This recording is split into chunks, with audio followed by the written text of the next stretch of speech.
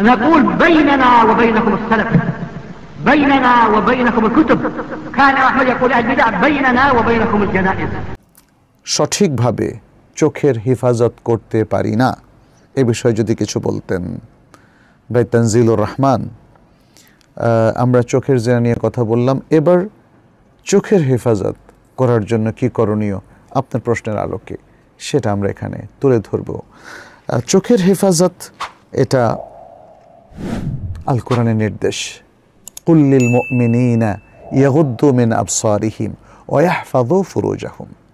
হে রাসূল, আপনি মুমিন পুরুষদেরকে বলে দিন তারা যেন তাদের দৃষ্টিকে অবনমিত রাখে, চোখের দৃষ্টির হেফাজত করে এবং তাদের লজ্জাস্থানের হেফাজত করে।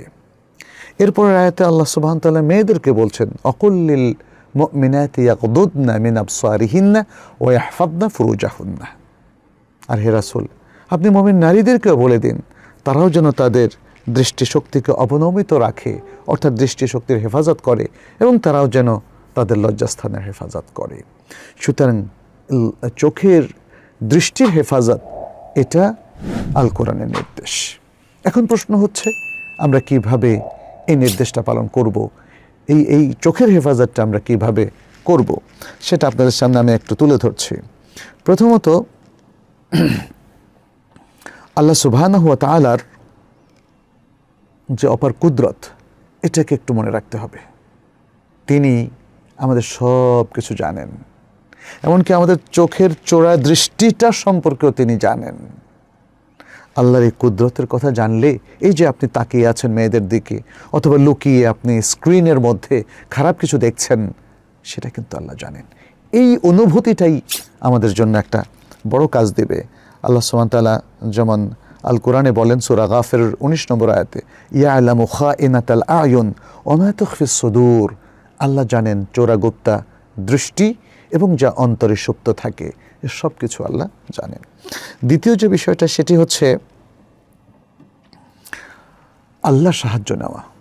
আল্লাহ, তুমি আমাকে চোখের হেফাজতের তৌফিক দাও। আল্লাহর কাছে দোয়া করতে থাকা এবং মন থেকে আল্লাহর কাছে এটা চাওয়া। আল্লাহ সুবহানাহু ওয়া তাআলা বলেন ওয়াকালা রাব্বুকুম উদউনি আস্তাজিব লাকুম, এটি সূরা গাফির 60 নম্বর আয়াত। আর তোমাদের রব বলেন আমাকে ডাকো, আমি তোমাদের ডাকে সাড়া দেব। তৃতীয় যে বিষয়টি সেটি হচ্ছে মনে রাখতে হবে আল্লাহর প্রত্যেকটা নেয়ামা এটা অনেক বড়, আল্লাহর অনুগ্রহ, আল্লাহর কাছ থেকে এগুলো প্রাপ্ত। এই নিয়ামতগুলো আমাদের নিজেদের কোনো কারিশমা নয়, নিজেদের ব্যক্তিগত কোনো অর্জন নয়, এটা আল্লাহর পক্ষ থেকে। ফলে যে আল্লাহ আমাদেরকে এই নিয়ামত দিয়েছেন, চোখের এই নিয়ামত দিয়েছেন, তার শুকর করতে হবে, তার কথা অমান্য করা যাবে না। সুতরাং আল্লাহর দেয়া এই যে চোখের নিয়ামত, এর শুকর হচ্ছে চোখকে হেফাজত করা। আল্লাহ যা নিষেধ করেছে দেখতে, সেটা থেকে বিরত থাকা। হ্যাঁ, আল্লাহ সুবহানাহু ওয়া তাআলা বলেন ওয়ামা বিকুম মিন নি'মাতিন ফামিনাল্লাহ, তোমরা যত নিয়ামত পেয়েছ, যত নিয়ামত তোমাদের কাছে আছে, সবটা আল্লাহর পক্ষ থেকে। আর আল্লাহ বলেছেন লা ইন শাকারতুম লা আযীদান্নাকুম ওয়া লা ইন কাফারতুম ইন্না আযাবি লাশাদীদ, যদি তোমরা শুকর করো আমি বাড়িয়ে দেব, আর যদি তোমরা অস্বীকৃতি জ্ঞাপন করো, শুকর না করো, তাহলে জেনে রেখো যে আমার আযাব অত্যন্ত কঠোর। চতুর্থ যে বিষয়টি সেটি হচ্ছে চোখের দৃষ্টিকে হেফাজতের জন্য নিজেকে অভ্যস্ত করতে হবে, নিজের সাথে প্রবৃত্তির সাথে জিহাদ করতে হবে, প্রবৃত্তিকে নিয়ন্ত্রণ করতে হবে, যেন প্রবৃত্তি চোখকে অবনমিত রাখে এবং চোখের দৃষ্টি না দিয়ে সে এই দৃশ্যগুলো যেটা তার মন চায় সে যেন সবর করে। আল্লাহ সুবহানাহু ওয়া তাআলা বলেন ওয়াল্লাযীনা জাহাদু ফিনা লানাহদিয়ান্নাহুম সুবুলানা, যারা আমার পথে চেষ্টা সংগ্রাম করে অবশ্যই তাদেরকে আমি আমার পথ দেখাবো। আল আনকাবুতের 59 নম্বর আয়াত। এছাড়াও রাসূল সাল্লাল্লাহু আলাইহি ওয়াসাল্লাম বলেন, এটা সহিহ বুখারীর একটা বর্ণনা, মাইয়াস্তাফিফ, যে নিজে সৎ থাকতে চায়, ইউইফাহুল্লাহ, আল্লাহ তাকে সৎ করে দেন। ওমাইয়াস্তাগনি, আর যে ব্যক্তি বেনিয়াজ থাকে, মানুষের কাছে না চায়, অমুখাপেক্ষী থাকে, ইউগনিহুল্লাহ, আল্লাহ তাকে সচ্ছল করে দেন। ওমাইয়াতাসাব্বার ইউসাব্বিরহুল্লাহ, আর যে সবর করে আল্লাহ তাকে সবরকারী বানিয়ে দেন। 5 নম্বর যে বিষয়টা সেটি হচ্ছে যে সকল জায়গায় গেলে চোখের দৃষ্টির ফিতনার মধ্যে মানুষ পড়তে পারে সেগুলো থেকে নিজেকে বিরত রাখা। তাহলে এটা একটা সুন্দর কাজ হতে পারে, যেমন বাজার ঘাট অথবা সিনেমা হল অথবা যে সকল একাডেমির মধ্যে নাটক মঞ্চস্থ হয় অথবা যে জায়গাগুলোতে মেয়েরা অশ্লীল পোশাক পরে, যেমন বিদেশের বিভিন্ন জায়গায়, থাইল্যান্ড, সিঙ্গাপুর, এখানে বিভিন্ন জায়গা, অথবা সি বিচ কিংবা যে সকল শপিং মলের মধ্যে মেয়েরা স্বল্প বসনা হয় চলাফেরা করে, এগুলো থেকে দূরে থাকতে হবে, এগুলোতে যাওয়া যাবে না। আল্লাহ সুবহানাহু ওয়া তাআলা, রাসূলুল্লাহ সাল্লাল্লাহু আলাইহি ওয়াসাল্লাম এর একটা হাদিস আছে প্রসঙ্গে, তিনি বলেন ইয়াকুম ওয়াল জুলুসা ফিত তুরকাত, সাবধান তোমরা পথে বসো না, পথে বিভিন্ন জায়গায়, এই পথে সেই পথে, সি বিচেরও পথ আছে তাই না, বিভিন্ন শপিং মলেরও পথ আছে, এই পথগুলোতে তোমরা বসো না। তখন সাহাবায়ে কেরাম জিজ্ঞেস করলেন, যদি আমাদের বসতেই হয়, কারণ আমরা তো অনেক সময় বসে কথা বলি, খারাপ কোনো উদ্দেশ্য নেই, তখন রাসূল সাল্লাল্লাহু আলাইহি ওয়াসাল্লাম বলেন, যদি তোমাদেরকে এই ধরনের মাজলিসে বসতেই হয় তাহলে যেখানে বসবা, যেই তরিকায়, যে পথে, তার হকটা দাও। তখন সাহাবায়ে কেরাম জিজ্ঞেস করলেন, সেই পথের হকটা কি ইয়া রাসূলুল্লাহ? তিনি বললেন, গাদ্দুল বাসার ও কাফুল আযা। গাদ্দুল বাসার, চোখকে অবনমিত রাখা, কারণ পথে আশেপাশে কত লোক আসা যাওয়া করে তাই না, আর কষ্টদায়ক বস্তু থেকে বিরত থাকা। 6 নম্বর হলো এই জিনিসটা জেনে রাখা যে অবস্থা যাই হোক, চোখ দিয়ে ফিতনাযুক্ত জিনিস দেখার কোনো এখতিয়ার ইসলাম দেয় নাই। আপনি হয়তো বলবেন যে না, অবস্থা, বাস্তব অবস্থা এই যে আমাকে দেখতে হয়েছে, মেয়েদের দিকে তাকাতে হয়েছে, ছবিটা দেখতে হয়েছে, না, এটা গ্রহণযোগ্য নয়। অবস্থা যাই হোক না কেন, যে কোনো পরিস্থিতিতে আপনি আপনার চোখকে সংবরণ করবেন এবং আপনি দেখবেন না, এবং আপনি এই দাবি করবেন না যে না, পরিস্থিতি আমাকে বাধ্য করেছে বা আমার ভেতরে একটা আবেগঘন পরিবেশ তৈরি হয়েছে, ফলে আমি এই সমস্ত ফিতনার মধ্যে জড়িয়ে পড়েছি। এটা করা যাবে না, আসলে এর কোনো সুযোগ নেই। কারণ আল্লাহ সুবহানাহু ওয়া তাআলা বলেছেন, ওমা কানা লিল মুমিনিন ওয়া লা মুমিনাতিন ইযা কাদাল্লাহু ওয়া রাসূলুহু আমরান আন ইয়াকুনা লাহুমুল খিয়রাতু মিন আমরিহিম ওয়া মান ইয়াসিল্লাহা ওয়া রাসূলাহু ফাকাদ দাল্লা দালালাম মুবিনা। কোনো মুমিন নর নারীর জন্য এটা এর কোনো এখতিয়ার নেই, এটা বিধিও নয় যে যখন আল্লাহ এবং তার রাসূল কোনো নির্দেশ ফয়সালা করে দিবেন, তাদের জন্য কোনো ওই কাজ করা না করার এখতিয়ার থাকবে। ফয়সালা করে দিলে আল্লাহ এবং তার রাসূলের নির্দেশে মানতে হবে। আর যে ব্যক্তি আল্লাহ এবং রাসূলের অবাধ্য হয়, তাহলে সে স্পষ্ট বিভ্রান্তিতে লিপ্ত হলো। 7 নম্বর হলো বেশি বেশি নফল সালাত আদায় করা, নফল ইবাদত করা। কারণ নফল ইবাদত করলে আল্লাহ সুবহানাহু ওয়া তাআলা ব্যক্তির সকল অঙ্গ প্রত্যঙ্গের হেফাজত করেন।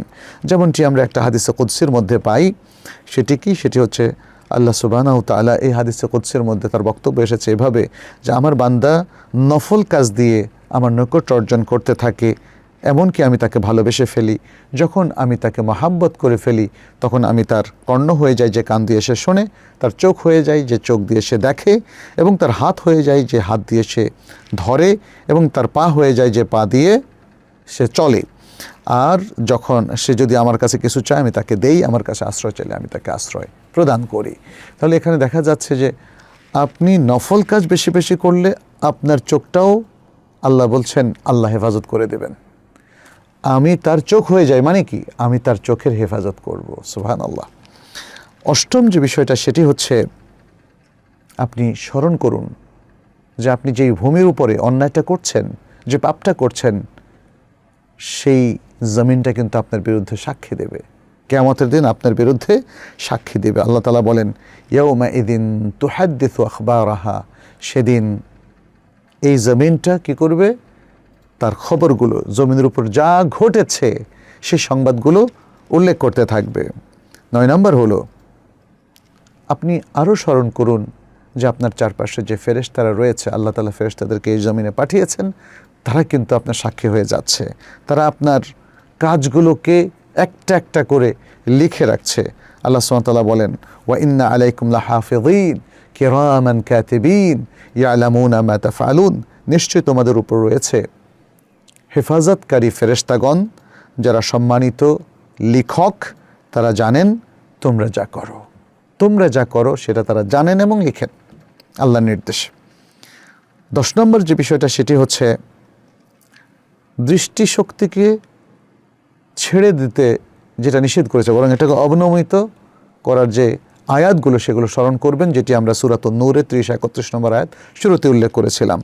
কুল লিল মুমিনিনা ইয়াগুদ্দু মিন আবসারিহিম ওয়া কুল লিল মুমিনাতি ইয়াগুদ্দুনা মিন আবসারিহিন্না, এটা আমরা শুরুতে বলেছিলাম। 11 নম্বর হচ্ছে এদিক সেদিক মানে তাকানোর যে অভ্যস্ত হওয়া মানুষ, একবার এদিকে তাকাচ্ছে ওদিকে তাকাচ্ছে কোনো বাছবিচার না করে, এটা থেকে দূরে থাকা, বরং তাকানোর বিষয়টাও সে নিয়ন্ত্রণ করবে, সে নিজের চোখকে ছেড়ে দেবে না। 12 নম্বর হলো বিবাহ। বিবাহ, যার স্ত্রী আছে সে লজ্জাবোধ করে অন্য নারীর দিকে তাকাতে, তাই না? বিবাহ না করলে অনেক সমস্যা। আর চোখের হেফাজতের জন্য বিবাহটা অত্যন্ত উপাদেয়, যেটি আমরা বুখারী মুসলিমের বিখ্যাত সে হাদিসে জানি। রাসূল সাল্লাল্লাহু আলাইহি ওয়াসাল্লাম বলেছেন, ইয়া মা'শারাশ শাবাব মান ইসতাতা'a মিনকুমুল বা'আতা ফালইয়াতাযাওয়াজ ফাইন্নাহু আগাদ্দু লিল বাসার ওয়া আহসানু লিল ফারজ। এখানে বলেছেন, হে যুবক সম্প্রদায়, তোমাদের মধ্যে যারা বিবাহের সামর্থ্য রাখে তারা যেন বিবাহ সত্তর করে নেয়, কারণ এটাই তাদের দৃষ্টিশক্তিকে হেফাজত করার অধিক উপযোগী এবং তাদের লজ্জাস্থানকে সংরক্ষণ করার এটাই বেশি উপযোগী। এবং 13 নম্বর হলো সওম রাখা। সওম রাখা, আগের এই হাদিসটাতে রাসূল সাল্লাল্লাহু আলাইহি ওয়াসাল্লাম বলেছেন, ওমান লাম ইয়াস্তাতি', যারা বিবাহের সামর্থ্য রাখে না, ফালাইহি বিস-সওম, তাহলে সে যেন সিয়াম রাখে। ফাইন্নাহু লাহু উইজা, তার কারণ সিয়াম এটা তার চারিত্রিক রক্ষা কবচ, এটা তিনি বলেছেন। তারপরে 14 নম্বর হলো আল্লাহ সুবহানাহু ওয়া তাআলা যা যা নির্দেশ করেছেন সেই নির্দেশগুলো পালন করা, যেমন সালাত পড়তে বলেছেন যেন সালাত পড়ে, কারণ সালাত তাকে মুনকার এবং ফাওয়াহিশা থেকে রক্ষা করে। ইন্নাস সালাতা ওয়া আকিমিস সালাহ ইন্নাস সালাতা তানহা আনিল ফাহশা ওয়াল মুনকার, সালাত কায়েম করো, কারণ সালাত ফাহশা অশ্লীলতা এবং মুনকার অন্যায় থেকে রক্ষা করে, অন্যায় থেকে বিরত রাখে। 15 নম্বর হচ্ছে আল কোরআন যে মোমেন নারীদের জন্য, মোমেনদের জন্য হুরুন আইন, আয়াতলোচনা সুন্দর সুন্দরী নারী তাদের জন্য রেখেছেন, সেটা সে স্মরণ করবে। কারণ প্রশ্নটা তো পুরুষদের থেকে এসছে যে নারীর দিকে তাকানো, হ্যাঁ, তারা সেটা মনে রাখবে। যেমনটি আল্লাহ তাআলা বলছেন, ইন্না লিল মুত্তাকিনা মাফাজা হাদাইকা ওয়া আনাবা ওয়া কাওয়াইবা আতরাবা ওয়া কাসান দিহাকা, যে নিশ্চয়ই মোমেনদের জন্য রয়েছে অনেক সফলতা, তার মধ্যে এখানে ওয়া কাওয়াইবা আতরাবা, সমবয়স্কা সুন্দরী নারী তাদের জন্য রয়েছে। রাসূল সাল্লাল্লাহু আলাইহি ওয়াসাল্লামের একটা হাদিস সহিহ বুখারীর মধ্যে এসেছে, তিনি বললেন, ওয়ালাউ আন্না ইমরাআতান মিন আহলিল জান্নাহ ইত্তালাআত আলা আহলিল আরদি লাআযাআত বাইনাহা ওয়া লামালাআতহু রিহা। বলেছেন, যদি জান্নাতের কোনো মহিলা এই জমিনবাসীর দিকে আগমন করত, আসতো, তাহলে এই জগৎটাকে আলোকিত করে দিত এবং সুগন্ধে ভরে দিত। সুবহানাল্লাহ, সুবহানাল্লাহ। তাহলে এত সুন্দর যদি পার্টনার সেখানে বৈধ শরিয়াসম্মত থাকে জান্নাতে, তাহলে দুনিয়াতে কেন অবৈধভাবে নারীদের দিকে তাকানো হবে, কেন অবৈধভাবে নারীদের উপর চড়াও হবে, কেন যৌন লিপ্সা অবৈধভাবে মানুষ সেটাকে চরিতার্থ করবে, এটা হতে পারে না। এই জন্যই শরিয়া আসলে এই কাজগুলোতে নিষেধ করে, কারণ তার জন্য বৈধ স্ত্রীর ব্যবস্থা করা হয়েছে, আখিরাতে তার জন্য এত সুন্দর নিয়ামত, তাহলে দুনিয়াতে বসে কেন সে জেনা ব্যভিচারের মতো মারাত্মক পাপে লিপ্ত হবে। 16 নম্বর যেটি, সেটি হচ্ছে সে যা দেখছে সেখানে তো ত্রুটি আছে, সেখানে অনেক সমস্যা আছে, এটাও সে মনে রাখবে। আর আল্লাহ তার জন্য যেটা জান্নাতে রেখেছেন তার মধ্যে কোনো সমস্যা নেই।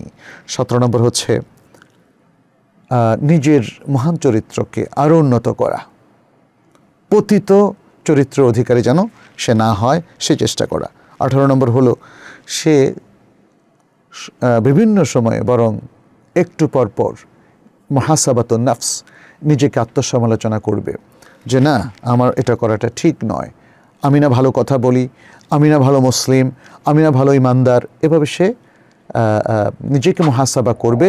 ফলে আশা করি যে ধীরে ধীরে ধীরে ধীরে আত্মনিয়ন্ত্রণ তার মজ্জাগত হয়ে পড়বে এবং কখনোই সে খারাপ কাজে লিপ্ত হবে না। যদি সে এই খারাপ দৃষ্টিগুলোতে অভ্যস্ত হয়ে যায়, বারবার পর্ণ দেখে, খারাপ দেখে, তাহলে এর যে ক্ষতি সেটা কিন্তু তাকে মনে রাখতে হবে। কারণ আমরা জানি এটা একটা এডিকশন, পর্ন এডিকশন, ফিতনা এডিকশন, নারীদের প্রতি আসক্তি, এটাও একটা এডিকশন।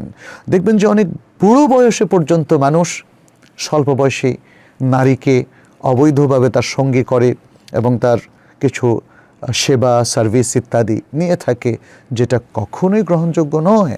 যারা ধর্ম মানে না তারাও এটাকে অ্যালাউ করতে পারে না, তাই না? ফলে নারীদের প্রতি তাকানো এটা অধিকাংশ সময় তার ফলাফল ভালো হয় না, তাকে অন্যায়ের দিকে নিয়ে যায়।